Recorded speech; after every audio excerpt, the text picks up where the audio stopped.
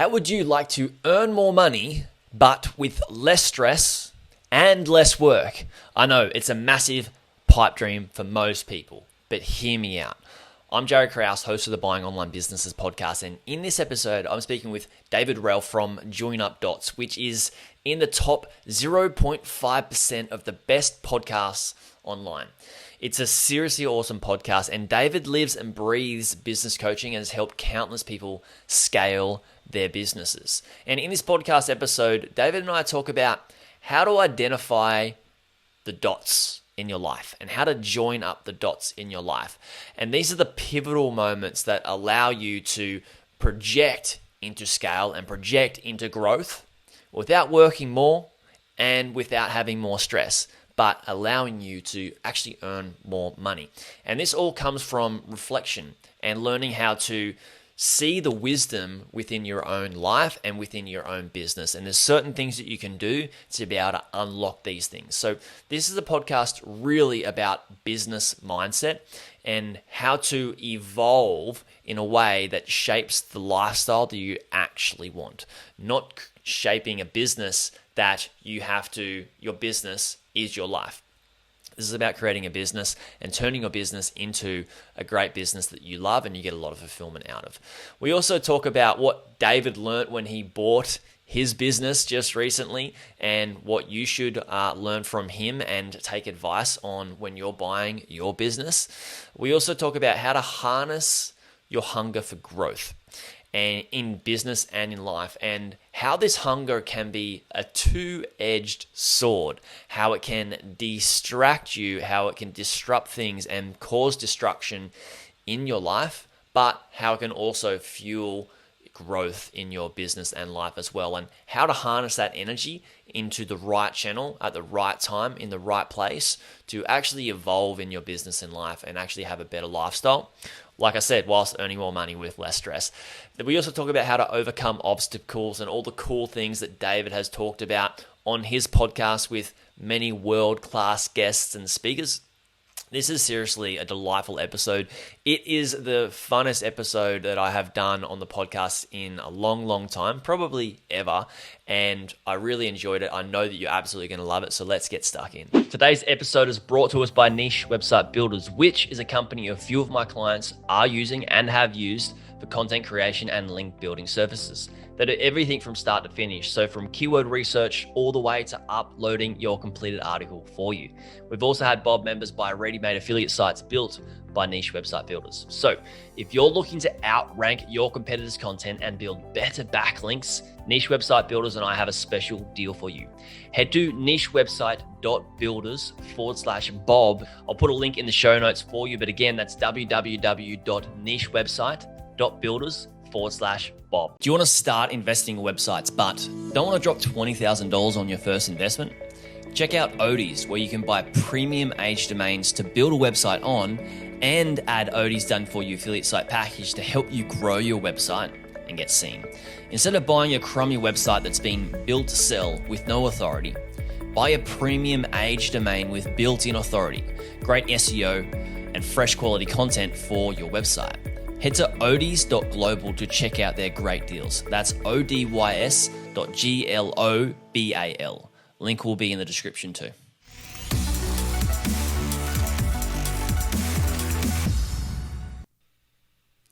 David Rell from Join Up Dots, thank you for coming on. It is an absolute delight to be here, sir, connecting across the globe. Even though I've been doing this for years, and this is the way it still blows my mind that we can Star Trek and click and see each other and FaceTime and stuff. It's never going to be boring to me. Well, imagine what it's going to be like when the Metaverse becomes a bigger thing. It's going to be crazy. We'll be able to holograph into each other's living rooms and have a virtual... Don't talk about the Metaverse. What a way to open I up saw the Metaverse the other day. What a way to open up it's madness. It's madness. I don't know what the men from Facebook and Zuckerberg is talking about. If life is about having connection, I think the Metaverse is taking us away from that connection, and it's madness. But that's my own point of view on it. Well, I'm upset with it as well, because you're right. If you look at the hierarchy of needs of individuals and humans, one is real human connection. And I mean, we're connecting now, right? Which is cool, but it's not the Yeah. same as human connection, being in each other's energy fields, or being close to one another, in the flesh. And that is where people start to live in their own bubble, in their own room, and spend all their time there. And then, I want to touch you, yeah, Jaryd. That's what I'm trying yeah, to say. let's I have a want to hug. touch Yeah, you in the that's flesh. right. Let's have a hug. And we won't take it any further than Yeah. that. But yeah, I got blown away with the metaverse. I just thought, this is insanity. It is insanity. Well, what a way to open up the podcast. Let's dive into some other mindset stuff that's going to warp our mind, hopefully, as business owners. So I wanted to chat to you because I came on your podcast, and it was honestly just a delight to chat. We just had a really good connection, and I wanted to bring you on to talk about mindsets, our favorite subject here. And yeah, first though, before we dive into mindset, I wanted to ask you, have you bought a business before? I have. I bought a business recently, actually. I've got an offline business, which is a car spares accessories business, which was a failing business. It was a family business, and it was doing extremely well 50 years ago, really well 40 years ago. But as the market changed and less people could do their own cars and mend their own cars, the business was going downhill. So I bought it and decided that I would turn it around using my online skills. It's been a bit of a drag in certain regards, but it's been good for me as well, because I don't know if you feel the same, Jaryd. And like the metaverse, really, it's a similar sort of connection. When you are an online business coach and a podcaster, and you can become quite isolated, and you can lose track of the real business skills, and that's about building relationships and providing value and customer service. And so it's been very good in that regard, getting me back into a real life arena where proper customers are coming in, and some of them are delighted with you and some of them aren't happy with you, and you've got the ability to turn one round and get somebody in again. So it's been very good on that, but it's not as easy as doing the online work. To get to somebody to come into a property is a lot harder, but it's still basically the same principles. So a lot of people, I would agree. I mean, you bought a business that has been existing for quite a while. I remember us chatting about this briefly together on your podcast, in the family business. What would, a lot of people here listening are wanting to either buy a business or grow the business they've just bought. What would you say to them as a piece of advice that you'd learned through the purchasing phase that they should be tuned into, that you may have learned? Exit strategy. Know what you're getting into and how you're going to get out of it. And I think that's the piece that people screw up on, especially when they're building a business themselves. I work with a lot of people, and I say to them, this is dying. You need outside help. You need new eyes to look at this. But because they're so precious about the growth and they started it from scratch, they're not willing to actually cut their losses and escape. And I see every business as a learning experience. And it's a learning experience where you've got to paint yourself closest to the door. You've got to make the decisions that maybe are not pleasant to make, but they toughen you up. But ultimately, when it's the right time to say goodbye. That's enough. That business isn't mine anymore, and to leave it. And we can see that online, and we can see it, with quite, huge companies where they outstay their welcome. And, Blockbusters is the classic example where he should have got out of it years ago. But because it was his business and he was precious about it, he stayed in thinking that the market's going to turn.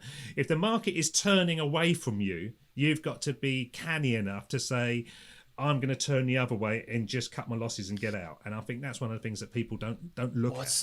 it's so tough when you've been ingrained in a business for so long and you've built all these processes and systems and how the business works, and you've put everything into it. And some people are just at the stage where they're like, how can I even have the energy to change as the market changes? Which I think it would be a tough thing.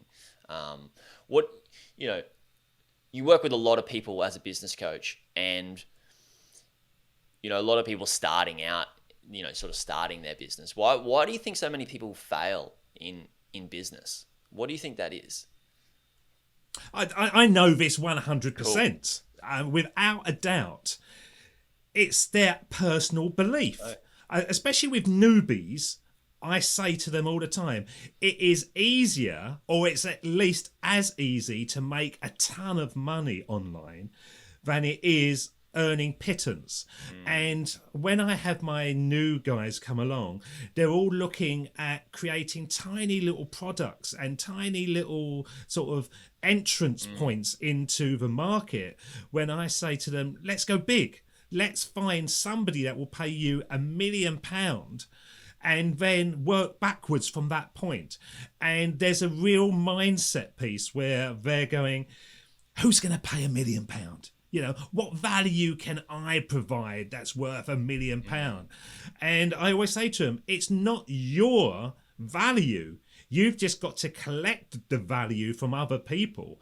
And you could bring a package together where you get Jaryd teaching this and David teaching that, and you step away from it. You're the conduit of value. And I think that's the biggest point that I see. People don't believe that they can actually make a ton of money and make a successful business. So they kind of limp into a world where we've seen it thousands of times before, Jaryd, where it's about, let's create a Facebook community and try to bring people from there over. No, let's go big. Let's think big and let's try to hit it out of the park. And then you will be past all these people spending their time trying to build Instagram accounts and Pinterest and all that rubbish. Get the value, get the belief, and go for it. Bit ranty there, sir. Sorry? Yeah, I was a bit ranty there, but that's what I think. This is what this podcast is going to be about. I'm so for mindset. Because a belief is a mindset, and I agree that the person who is working, and I got this from Naval Ravikant, who has a beautiful philosophy on business and life, and talking about somebody that works at the corner store that makes $80,000 in their business a year as a wage, and may work 80 to 90 hours a week, right? And they're managing or owning or running this corner store, may make the same amount of money, will do the same amount of work as somebody who's running a $10 million business, but pockets, profits, maybe $3 to $5 million, but does the same amount of work. It's crazy to think that, but I agree with you. Like you can start off at the bottom selling these drink bottles with a profit margin of $2, or you could sell something bigger that makes a profit margin of $2,000 or $20,000, and you sell less with less work, right? Is that what you're getting at? Yeah. Yeah. Yeah, it absolutely is. It's down to that I can provide something that the market is waiting for. I always give them a classic example of, Porsche engines. If you can get a Porsche engine secondhand or used, and somebody's going to come along and they're going to pay 10, 15, 20 grand, whatever, for that Porsche engine. Now, how many customers do you need in a year? You don't. But you found something that people are wanting. And I use the example of Porsche engines because I know there's a marketplace for that, okay? And classic Ford cars using that, of the 80s. the profit margin on those is phenomenal at the moment. I used to have a Ford Escort back in 1988 with a power hood. If I'd put that in my garage and put a sheet over it and left it for 30 years, it'd be worth a fortune, you know. People are looking for those kind of things. And it's trying to find that smallest niche market with the biggest profit on it, you know, and it's just that. But you find that the majority of people that come through to me, and what I do now, Jaryd, when I started teaching people, I made the mistake of trying to help people find a business idea. So they'd come through to me and they'd say, you know, I'd really like to start my own business, and we'd work on ideas. Now I say to them, no, it's not up to you to find the business idea. It's up to you to allow the business idea to come to you.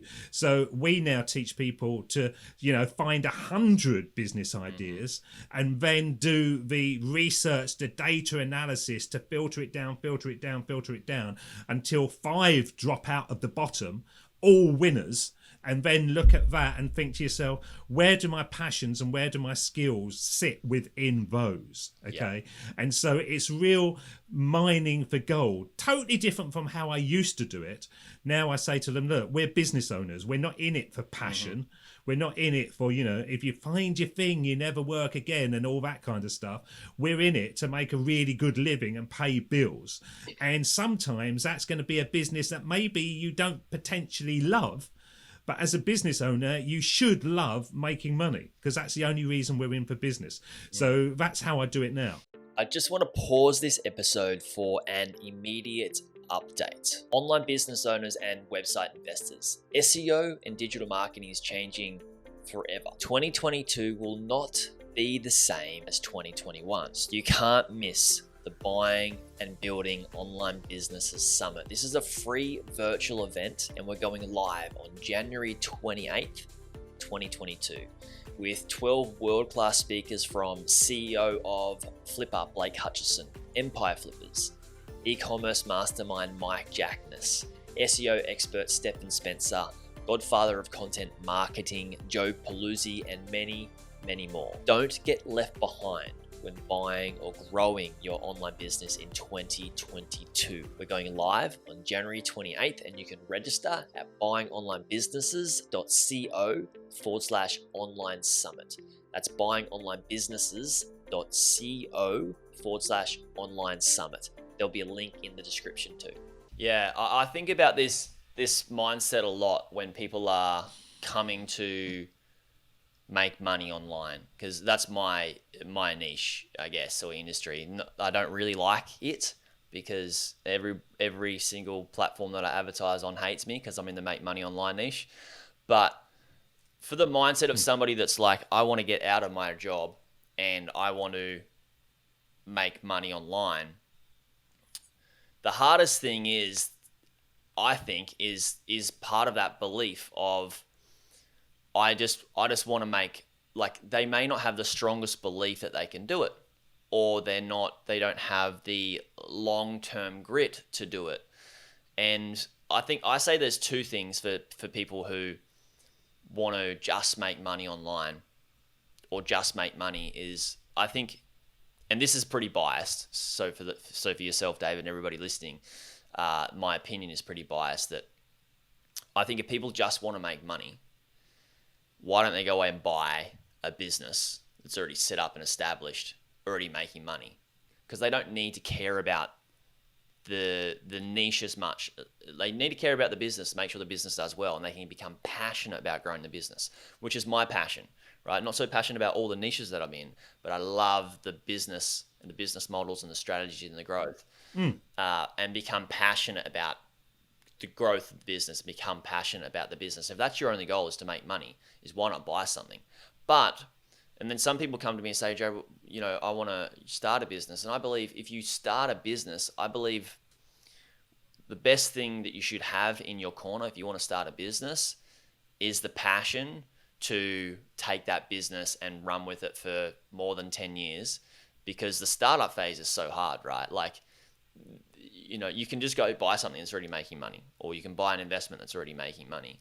But that startup phase, you know, if you're not bought into it with the passion, even the smallest thing can come up, that smallest problem can come up and be like, oh, that's too big to tackle, and you're out. And then you've wasted your time, effort, and energy and money. What do you think about that, David?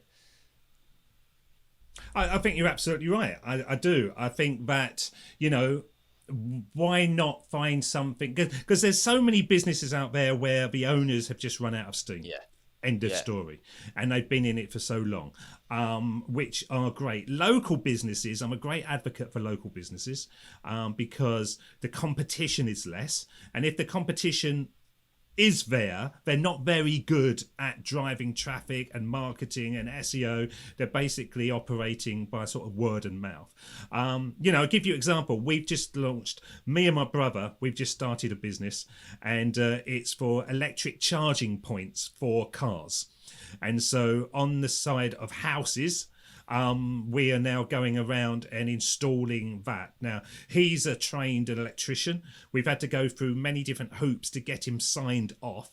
But I'm doing the online business and he's doing the offline business, and we're working together on that.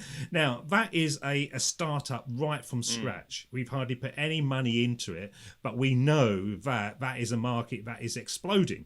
And even this week, the government has said all new houses from now on will have to have a charging point on, because they want all cars to be electric. Wow, that's so good for you guys. And so we looked at that, and that was one of those ones that he came to me and he said, I'd like to start my own business, I'm fed up with working for somebody. He came up with about 5 or 6 really stupid ideas, and then he came up with that one. I went, that's it. Instantly, you could just see that was it. And when you look at the marketplace, there's no competition. And so that was great as well. So it's one of those things that you can either go with an existing business that has just run out of steam and breathe new life into it with your passion. Great believer in that, because I've done that myself with the car business. Or you can look in your local market and think about things, and sustainability is brilliant, because that's the buzzword. So another thing I'll give to people, electric bike kits, people converting their push bikes into electric bikes. Brilliant market to get into. Solar panels, anything to do with being green and saving the planet. Evergreen business. It's not going to go out of business, and fortunately you can get in before most people. Yeah, awesome. A lot of people just had ticks going off in their head, because I'm all about evergreen niche when you're buying something. Business is hard. Like, even when we've worked out what we're going to buy or what business we're going to be in, there's things that are going to come up that we just can't anticipate, right? And it could be a change in market. Your marketing, you may have lost a bunch of traffic from a particular platform, or a bunch of customers, because you've got single source dependency on customers, and it can really hurt in business. What do you teach people in terms of strategies in how to handle things that happen in business and how to overcome those sort of obstacles? Because it can crush people, and it really can be, in business, it can be a make or break for some people. So how do you help and guide people through that sort of stuff? Well, I think there's always an angle. I'll give you an example. With the car business, it was failing. It was failing big time. And why it was failing was a lot of the historic customers had either got old and retired or passed away. It was a very sort of old school business. And to compete in an automotive business, you've either got to go on price, which will kill you, or you've got to go on something that I like to call gap marketing, where you see the gaps that no one else is interested in out there and target those. So we went and targeted the classic cars, the Volvo estates, the non-sexy vehicles that people have got in their garages that they suddenly are struggling for parts. And I think that's one of the things that people will struggle with when their business needs to pivot. They've got to go back to basics and look at the customer. And they've got to look at the customer and think, okay, is our customer still viable to us? And if they're not, what is the new stage of customer that we've got to go for? And through that process, you will see that actually the marketing becomes easy.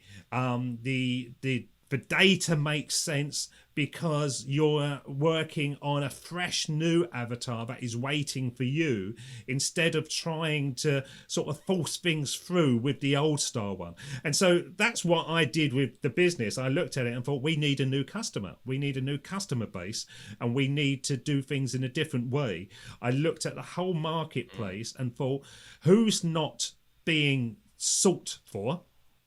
And I basically did thousands and thousands of Google searches on Google Maps and Google My Business. And every time something appeared, I jotted it down. Every time something didn't. And then I would put myself in that position. And then 3 weeks later, do a search. Oh, yes, I am there. Tick, I'm in there. And I just looked at how we were moving ourselves into those gaps left behind. And the beauty of it is once you get one customer coming in and they like their service, then it's quite easy to say, tell your neighbors about us. Now in online, a little bit more difficult, but it all comes down to reviews. Reviews, and it doesn't matter what your business is, it still comes down to the fact that somebody either likes you or they don't like you, and get reviews and get testimonials and use those as your social media and not some clever kind of graphic that you think's just going to hit the spot. Business is all about trust and loyalty. End of story. And people, they only want to know that when they put their credit card over, they're safe, really. End of story. And it doesn't matter with my coaching. I do a lot of coaching. I spend more time talking to the people, trying to push them away, to say, make sure you're all right. Come back next week if you still fancy it. Talk to your spouse. Have a conversation with your spouse, because your spouse has got to be on your side. This is a big investment, come back to me. And just like that sort of filter of the 100 businesses that drop down, the ones that come out the end are your perfect customers.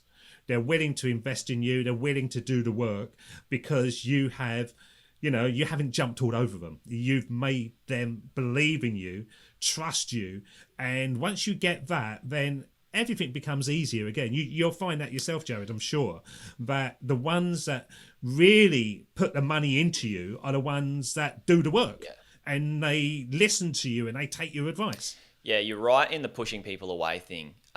Spot on. It's just, it's a different energy. So I used to do a lot of sales. I used to have a sales team, then I used to build my own sales team and head up the sales team and, teach them. I used to teach sales, and there's a very different energy between that. I just don't think can be faked. A lot of people try to fake it in sales, of like the wantingness and the neediness of I need the money, I need to put food on the table. And I came from that. We all kind of did in a different aspect, as a business owner.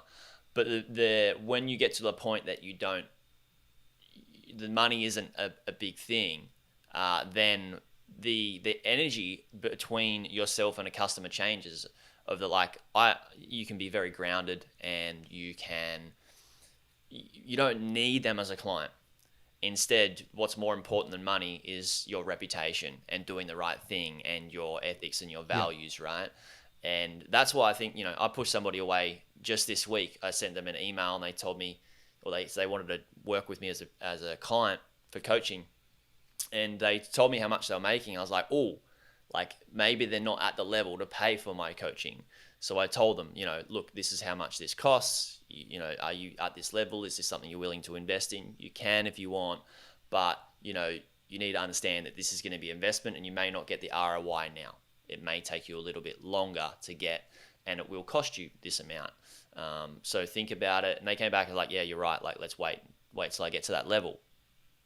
So that's about buying trust. This person will probably go and tell somebody that like, look, I want to get to this level so I can work with Jaryd.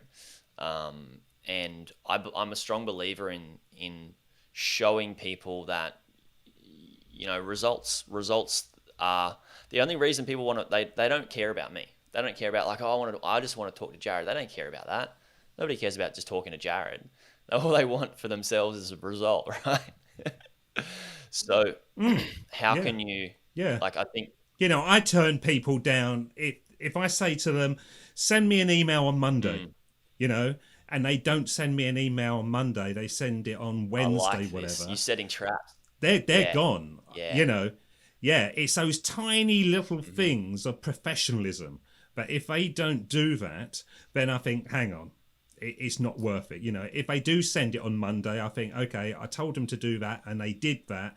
You know, there's clues to that relationship moving forward. Yeah, it gives you an insight. I guess it gives you that insight of, is this person really wanting it? And if they don't do it like what I tell them, no, you're giving them, you're telling them to do something for free. Do this on this date. If they don't do it, they're definitely not going to do it when they pay you. Right? Yeah. So Yeah, it's strange how people operate. yeah, it comes back to that belief of some people aren't just hungry enough, I guess. And hunger may not be the correct word, but just may not want it bad enough. So what do you say to people that I think you're right. I do think it is hunger. I think it's Eye of the Tiger. Yeah. You know, we used to watch that in the Rocky films, you know. And I saw it the other day, actually. There's that girl, that British girl, Emma Raducanu. And she was playing a tennis match and she won the US Open. And there was a shot that she missed. And she looked up at the camera and her coach. And I could see it in her eyes. And it was like, no matter what happens, I'm going to win this match. You know, and you could just see every ball that she'd hit over the net since she was 5 years old, 4 years old. It had come down to this moment and she wasn't going to lose it. And you don't get that very often with people. Not that they want the fast track. They want the results. And more often than not, they're not willing to do the work. You know, the fact that I've been running my business for nearly 10 years now, and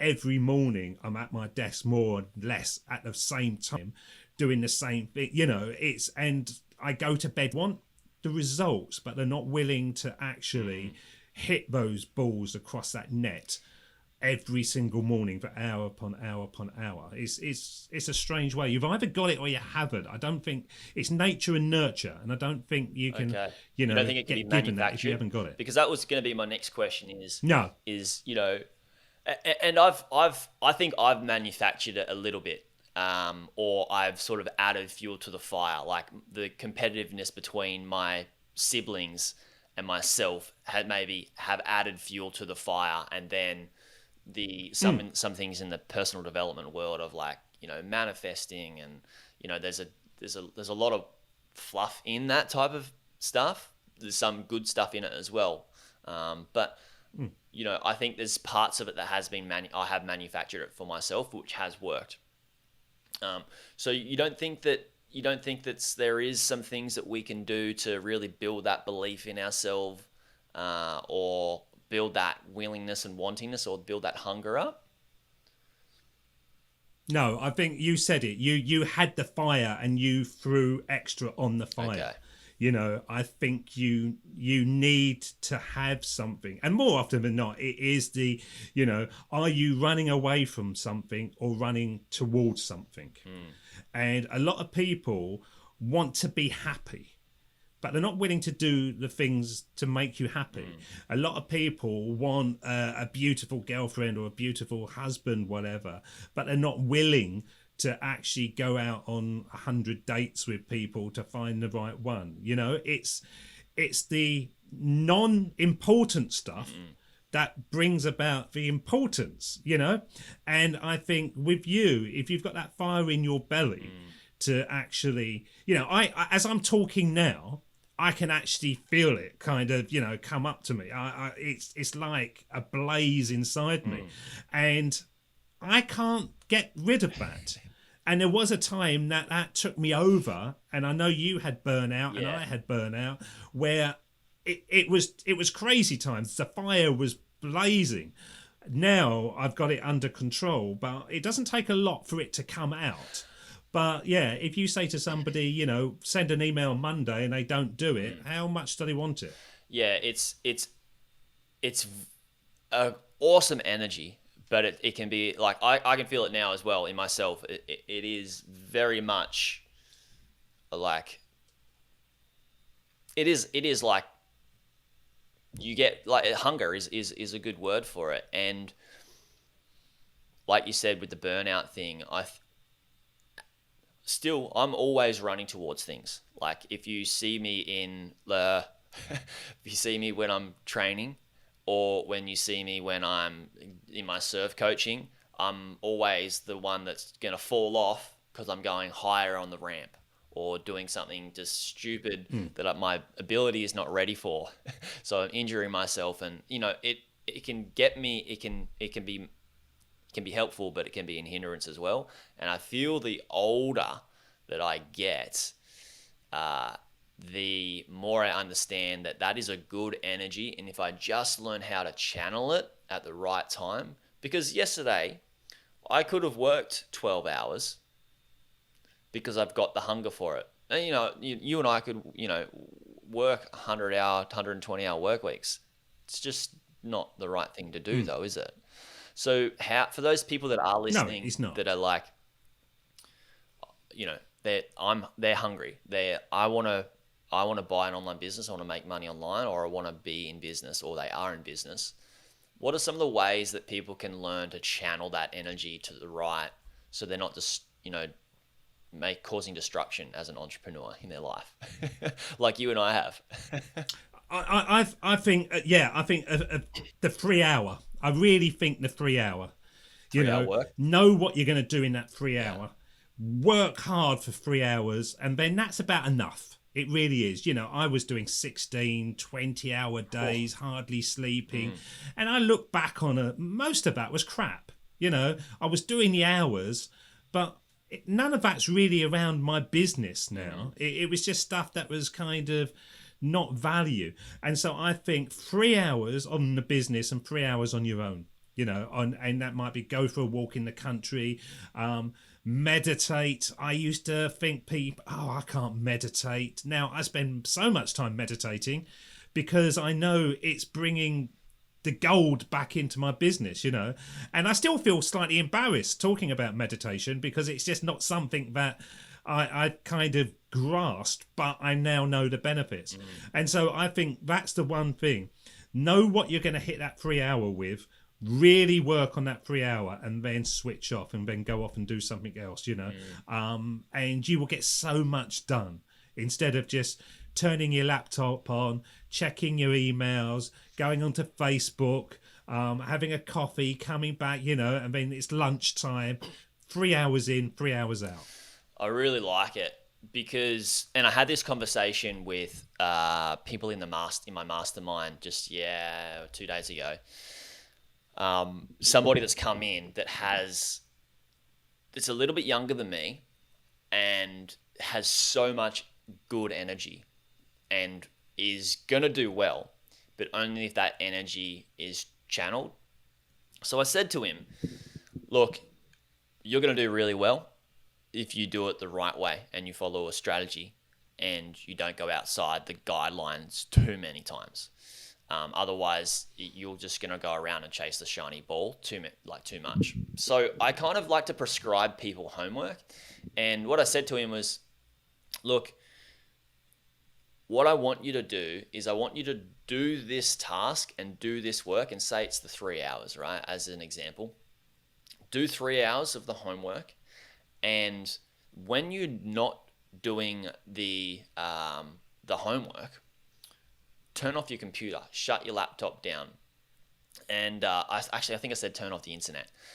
And he's like, well, what do you mean? I said, well, what we have a tendency to do, and this is my tendency a lot younger, was, all right, I've done that task. What else can I do to make money?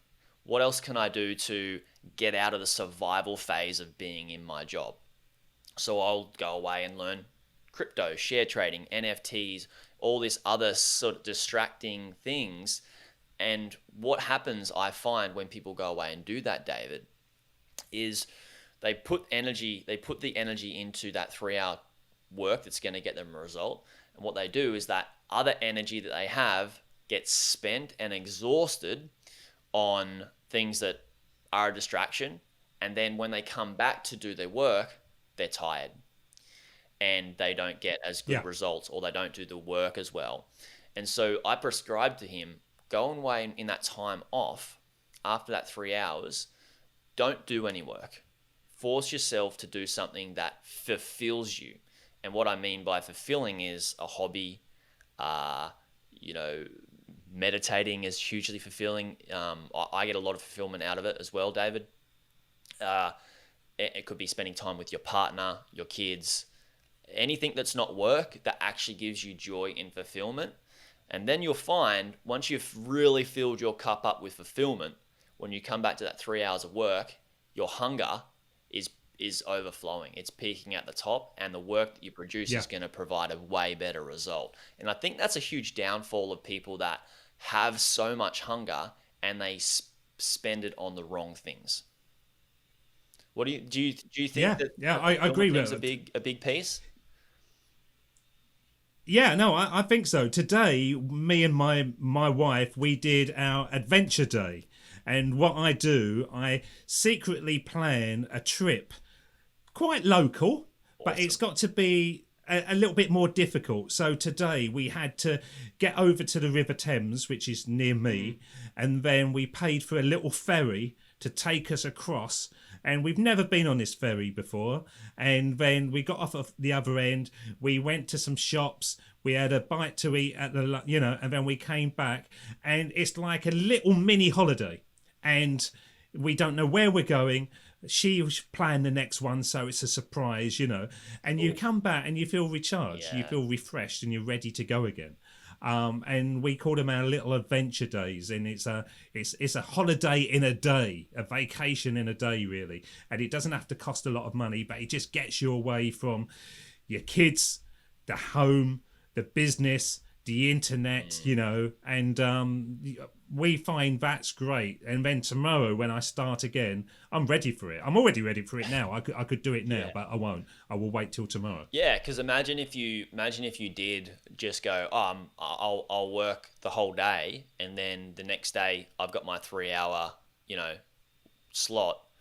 The likelihood of you producing great work in that 3 hours is a lot less than, hey, I've filled my cup up. I wanted to ask you about the dots. You've got. I'm a huge believer in feedback, not just feedback in business, but in life and what things are actually telling us. And I have my conclusions and ideologies around what the join up dots means. So guys, if you haven't listened to Join Up Dots podcast, it is the podcast to listen to. Just the way you've set it out, David, is beautiful when I first heard it. So check that out, guys. There'll be links in the show notes. That part usually comes at the end of the podcast. But yeah, tell us what Join Up Dots means to you and the philosophy around it, I guess, if there is one. Yeah, there is a philosophy. And Steve Jobs basically did a commencement speech back in 2005 when he stood up and said 3 short stories. And the premise of it was, you can't see how your life's going to pan out until you look back and you connect the dots. And he says you got to have trust, you got to have faith that your path will lead to something. And so what he's basically saying is, living your life every single day, you gain experience. You get good things, you get bad things. But it's up to you to pay enough attention to what's happening in your life and not just be one of the walking dead going from situation to situation, and really sort of like take control of your own life. And so I've got a show called Join Up Dots, and every time we talk to people like Jaryd, where we say, what was your big dot when you look back on it? What was the one that you say, God, without that, I wouldn't be where I am? And more often than not, they're the worst things in your life. They're the times, my one, I had a boss at work who was an absolute cow and made my life terrible. And I had no reason other than to say, I can't do this anymore. I've got to leave.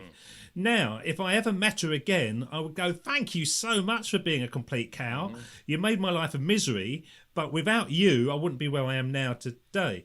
And then the acute burnout I had once again, was a terrible time. But now I'm so far away from it. I think, thank God for that. I'm in such a better state. My business is better. And so it's the ability to look back and constantly be taking the experiences that are good with you, but learning from the bad ones. And it's the bad ones that when you're far enough away actually become like white dots and not black dots. They become the ones that you go, never want to go through that again. That was terrible. But God, without that, you know, and we've all got those in our lives. We've all got, we go into a bar, we meet somebody, we think it's going to be brilliant. What a great experience. And then they turn out to be completely mental and they ruin our lives. And then through that experience, we meet somebody else that we would never have met. And we go, that's the love of our life, you know, and without the mental person, we wouldn't have got the other one, you know. It's a real kind of cathartic way of operating where there's no good luck, there's no bad luck, it's just life and experiences. Wow, there's so much wisdom in that.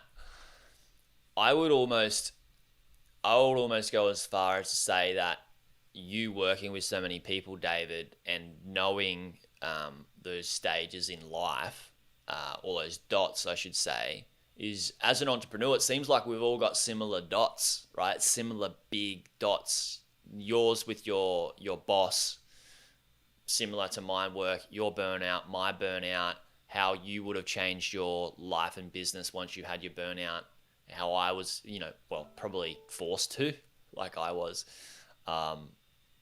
That's really cool. So are you... And most people can't really see these dots themselves until they've looked back in hindsight. Is that right? Yeah, it's very much a case of that. But once you get an understanding of the dots, you can almost pivot them to become stepping stones. Wow. You can actually see it and you can think, right, I'm good at this. I know that I'm good at this skill that I've developed. So how do I take this skill and make it into something? Okay. And it's not like we were talking about, find our passion. It's about being very pragmatic. You know, I'm very open and I say my 3 big skills is 1, I can motivate people. 2, I can communicate very well. And 3, I can break down very complex subjects into understandable content, really. And that's my 3 talents. And it doesn't seem a lot. And you kind of think to yourself, well, how do I use that? How do I use this stuff to make a business? In the right environment, it's a business. And that's one of the things that, once again, people struggle with. They struggle to see the things that they naturally do amazingly well. And they dismiss it because, I can just do that. Yeah. You know, Ronaldo can just hit a ball from 30 yards into the top corner. You know, who needs that? A lot of people need that. A lot of people need that, and they will pay a lot of money. Wow, that's awesome, David. I'm just sitting here listening and going, you're definitely talking to me, because there's things that, you know, I was speaking to a guy who's raising a $100 million fund a couple of weeks ago. He's like, I'm trying to work out what you're about, Jaryd. I'm trying to work out what you're good at and what your skills are. And I'm thinking, look, I know a lot about online business. And I know a lot about these things. And he's talking about the similar things that you mentioned, you know, the soft skills that I know I have, but I don't feel that I get them across to people and say, this is, you know, these are my skills. Like, I feel that we're very similar in terms of communication, breaking down complex problems. But that's really, really interesting to think about, turning the dots into stepping stones, where you can almost anticipate that something could become a dot and decide that as a force of energy into a different direction or a better direction. Is that what you mean? Yeah. Wow. Yeah, absolutely. And you only get that by walking away from your business, you know, becoming quiet and allowing the feelings to come to you, you know. And I'm a great believer, as I said to you at the very beginning, you said, you know, how's your life at the moment? And I said to you, I'm not doing much at all. You know, it's a very quiet end of the year for me.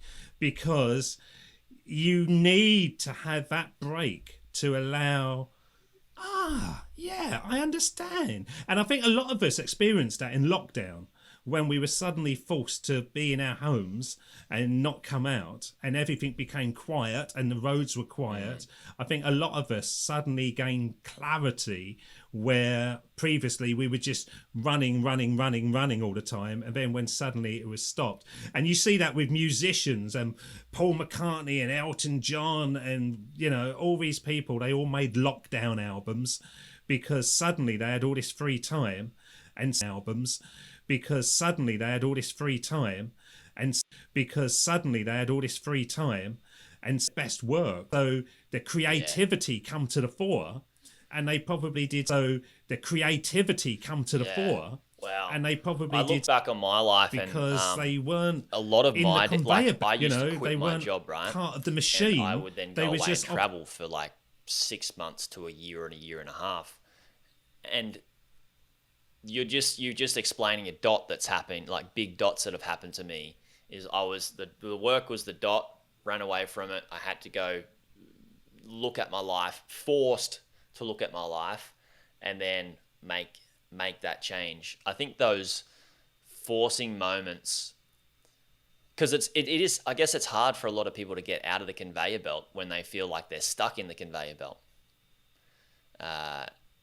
To force themselves to, I think that one of my mentors, real estate mentor, talking about what wisdom is knowledge plus reflection can equal wisdom, where you've learnt so much, but when you stop and you reflect back, that's when you can.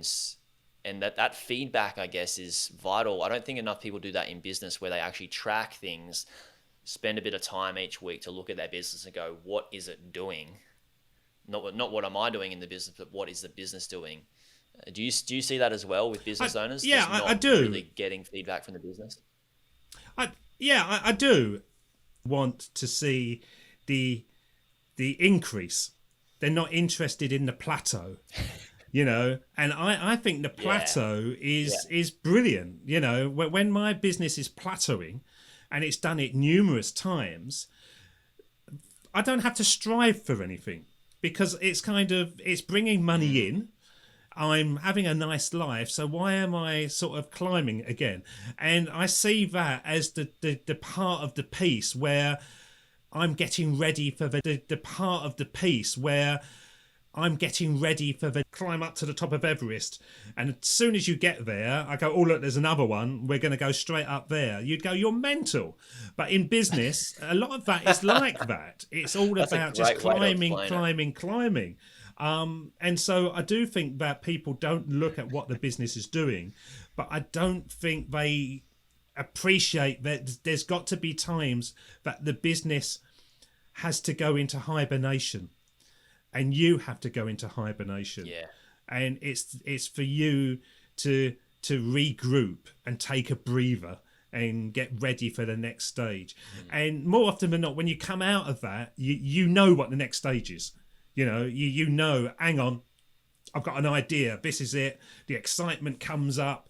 You're ready for it. You've got the connections. You start building it.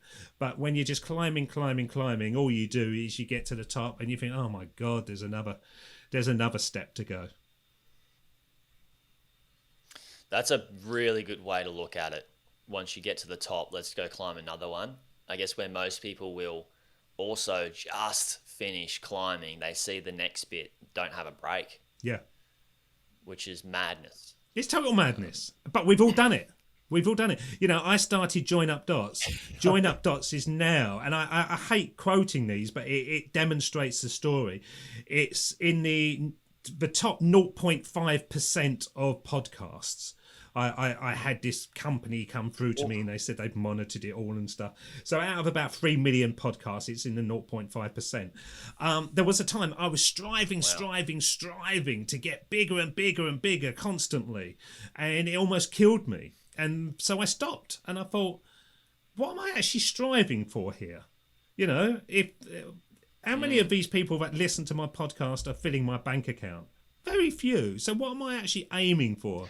And I realised then that I have to think about the enjoyment of actually the podcast.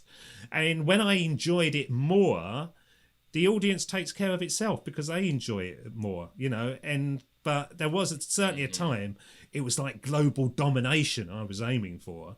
And that takes time. That takes investment. That takes a team. But do you actually need it? Do you need global domination? And you don't. It's just a hassle. Yeah, I often look at people that are doing, you know, eight figures in business, with big teams, you know, moving into even bigger than that, you know, striving for the 9-figure mark, and you can go all the way to $1 billion business. But if I look at their lifestyles, I'm like there's a lot that they miss. There is a lot that they miss. They don't get that. Tell you what, David, they're definitely not meditating. Yeah. They're not going out and having adventure days with their partners. They're not going away and surfing. And if you're living to just only work, and I think, you know, some people get a lot of fulfillment from work, but getting all your fulfillment from one source probably isn't. You know, it's not a balanced diet, is it? There's going to be a trillionaire soon. There's got to be a trillionaire. You know, everyone wants to be a millionaire, and every millionaire wants to be a billionaire. And there's going to be a billionaire that becomes a trillionaire. And you go, when's there enough? You know, my dad once said this to me, and when I was striving, he said to me, how many dinners can you eat each day? And I said, what does that mean?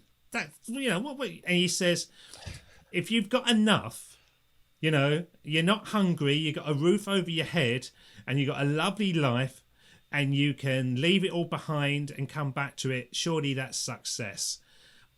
I totally agree with him now. Totally agree with him. But there was a time I couldn't agree with him. It was more.